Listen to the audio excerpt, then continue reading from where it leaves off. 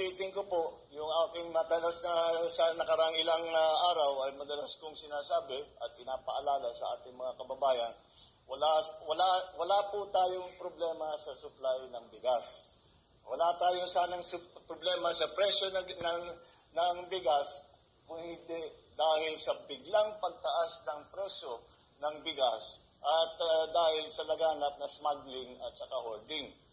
Yung smuggling ay talaga pinapasok ng mga bigas, hindi lamang yun. Ang nangyayari, pagpasok ng mga illegal na importation ng bigas, iniipit, hindi linalabas. Inaantay ng mga hoarder na umakyat ang presyo ng bigas hanggat pagtaas ng presyo sa kanila ilalabas yung kanilang tinago na bigas.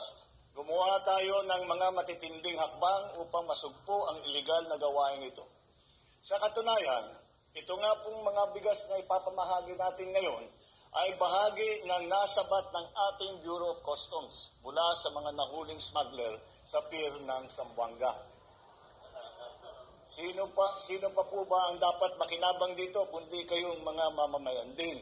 Uuwi po kayong masaya ngayon dahil sa mga ayudang ito. Patuloy po, asahan po ninyo na ang pamahalaan ninyo ay hindi po walang tigil po, walang pagod po na iniisip kung paano kayo matulungan, kung ano pa tinitignan, kung saan, kung sino-sino sa ating mga kababayan ang talagang nangangailangan, ano yung tulong ang kanilang kailangan. Nakikinig po kami sa inyo kung ano sa inyong palagay ang aming dapat gawin.